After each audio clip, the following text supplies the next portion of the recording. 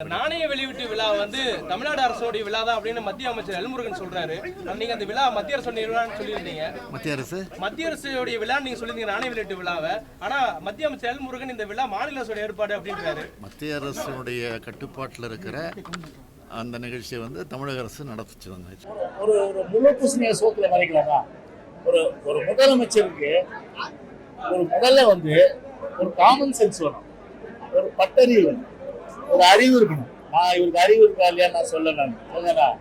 ஆனா ஒன்றிய அரசு நிகழ்ச்சி நடத்துதுன்னா, ஒரு கமாமரேட்டிவ் காயின் வந்து கருணாநிதியினுடைய நாணய வெளியிடுதுன்னா, அப்போ இலச்சினை எது இருக்கணும்? இலச்சினை தமிழ்நாடு அரசும் அதே போல வந்து மத்திய அரசு இலச்சினை இருக்கணும். அப்புறம் ரிசர்வ் பேங்கினுடைய அந்த கவர்னர் தான் வந்து ஆக்சுவலா வந்து வெளியிடணும் இதை அந்த விளம்பரங்கள்லாம். ஆனா விளம்பரம் வெளியிட்டது யாரு? செய்தி மக்கள் விளம்பரத்துறை, தொடர்புத்துறை, இதுதான் விளம்பரம் வெளியிட்டது. அப்போ இவ்வளவு பெரிய விஷயம் வந்து ஒரு தமிழ்நாடு அரசு விழா எடுத்துட்டு தமிழ்நாடு அரசு முழுக்க செலவு பண்ணிட்டு கொஞ்சம் கூட வந்து கூச்ச நாச்சம் இல்லாம ஒரு முதலமைச்சர் போய் இப்படிப்பட்ட ஒரு அபாண்டமா வந்து ஒரு முழு பூசணிக்காய சோத்துல மறைக்கிற வகையில ஒரு பொய்ய சொல்றாருன்னா, எப்படிப்பட்ட ஒரு கேவலமான ஒரு முதலமைச்சரை வந்து தமிழ்நாடு பெற்றிருக்கிறது. அப்போ உடனே சொல்றாரு, அடுத்த 2 நிமிஷத்துலயே சொல்றாரு, நாங்க போய் அழைச்சிருக்காரு, சொல்ல. அதே மேடையில திரும்ப ஒன்றிய அரசு தான் இந்த நிகழ்ச்சி ஏற்பாடு செய்யும் சொல்லிட்டு அடுத்து சொல்றாரு, எங்களுடைய அழைப்பை ஏற்று வருகிறது வந்து ராஜ்நாத் சிங் சொல்றாரு. அப்ப எப்படிப்பட்ட அளவுக்கு வந்து ஒரு குழப்பத்தின் உச்சியில முழுமையான அளவுக்கு வந்து மக்களை ஏமாற்றி, குறிப்பா சிறுபான்மையின மக்களை ஏமாற்றுகின்ற வகையிலும் ஒட்டுமொத்த தமிழ்நாட்டு மக்களை ஏமாற்றுகின்ற வகையிலும் பிஜேபிக்கு ஒத்தடிமையாக ஒரு சொம்பு தூக்குற ஒரு கட்சியாக இன்னைக்கு திமுக உருவெடுத்து விட்டது. பாருங்க மொபைல் வெட்டினரி கிளினிக், இதுல கூட யாரு? திரு ஸ்டாலினுடைய தலைவர் திரு மோடி, அவருடைய படம் போடாம அவருக்கு தூக்கம் வராது. அதனால சரி, நான் கேட்கிறேன், எத்தனை திட்டத்துக்கு அது பேர் போட்டாங்க காமிங்க. மத்திய மாநில அரசுடைய நீங்க கேக்குறீங்க தாய்மானம், கரெக்ட், நல்ல அருமையான கேள்வி. ஆனா இந்த சம்பவத்துக்கு பிறகு இது போட்டிருக்காங்க. ஆனா இதற்கு முன்னாடி கிட்டத்தட்ட government of India sponsored scheme in Tamil Nadu நிறைய ஸ்கீம் இருக்கு. ஆர்டிஆ டிபார்ட்மெண்ட்ல இருக்கு, ஃபிஷரிஸ்ல இருக்கு, லோக்கல் அட்மினிஸ்ட்ரேஷன்ல இருக்கு. இப்படி நான் வருஷப்படுத்த முடியும். ஆனா அந்த மாதிரி வருஷப்படுத்தி பல திட்டங்கள்ல மோடியினுடைய பெயரோ இல்ல மோடியினுடைய அந்த உருவமோ அவருடைய திருப்பெயரோ அங்க வந்து இருந்ததா எடுத்து காமி சொல்லுங்க.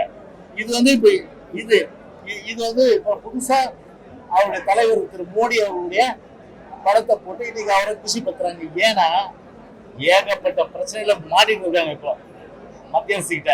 அதான் உண்மை.